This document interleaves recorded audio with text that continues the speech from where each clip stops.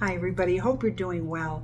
Today I wanted to talk about how important the quality of life versus the quantity of life. So many people, they think sometimes your life isn't good enough if you didn't live a long life. I disagree with that because I see people living long lives and they've done nothing for it, or they haven't had much quality of it. And through the years, I've had so many people with so many beautiful stories, some sad stories, tragic stories, meaningful stories, stories I've learned from my clients. And what I've learned is it's really not how long you live, but it's how you live it. And I'm here to remind all of you this every day. I had a wonderful reading with a beautiful woman, and she had lost her husband to Parkinson's. And when he came through, he was young and he was playing football. And he was such a handsome man. And the vision he was showing me, and she said, "Susan, he used to play football all the time."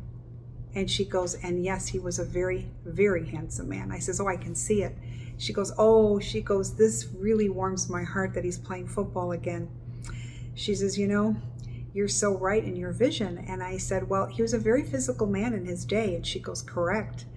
And I said, "And it was very hard when he had gotten Parkinson." But it's interesting because he was telling me it was okay. He lived his best life, even with the Parkinson's, because it was very important for him to have quality. While he was still on earth, he never felt sorry for himself, and this man still persevered every single day. So was he a living inspiration to so many? The answer was yes. So when I did this reading, it really got me thinking about doing a YouTube video about it, because I really believe that when you can just live your best life to how you influence others, to how you live your life for yourself. I always say, when the day comes and you pass, how are people going to remember you? That's a very important thing.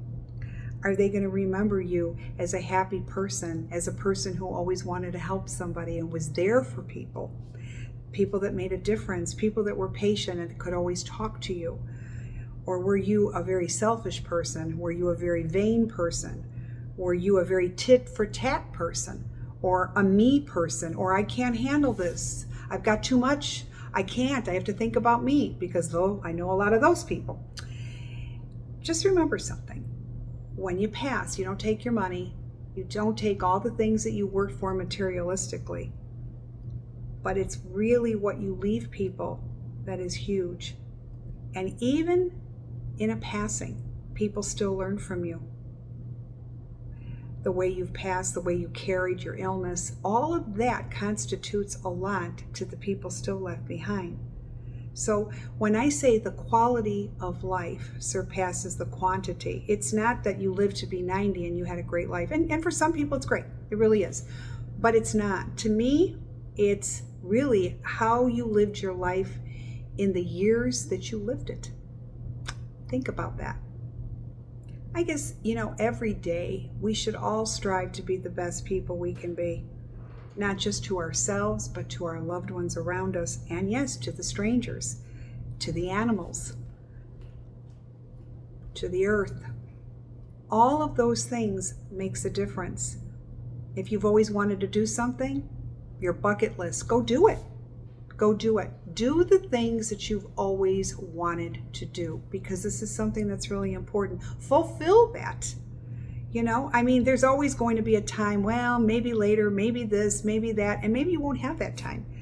And you don't know what tomorrow brings. That old saying, we make plans and God laughs. We can make all the plans we want, but if it's meant for us to do it in a different way, God will see to that. So I just hope that this has enlightened you, because it really makes me think. I am surrounded by so much death constantly every single day, because I am channeling loved ones that have passed. And every single day, it's a huge reminder to what's important. I truly believe that. What are you going to say on your tombstone? What do you want people to remember? What's the thing that you want to leave behind? You know, my husband always said when he passes, he wants on his tombstone, don't sweat the small stuff. And you know what? My husband says that every single day. Pick your battles. Things that really aren't important, don't bother with it. I learn a lot from my husband each and every day. He is my old soul. And he's somebody that I have depended on my God, at least 40 years. So I'm very grateful for him each and every day. He's taught me a lot, and he's taught me what to get upset about and what to let go. So I'm very grateful to him each and every day. That's why I said we have people that we learn from all the time. Those are the people that are going to make a difference when the time comes when they go. And I always say that. The last thing I want to say is, when you want to say something to somebody that you've always wanted to say it. Tell them you love them.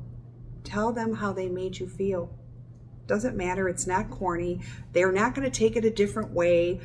Just tell them what you meant to them, and tell them what they meant to you. You need to say it. This is going to be very important. I always say, leave no stone unturned, and it will give you a lot more food for thought. But remember, quality versus quantity, it wins every time.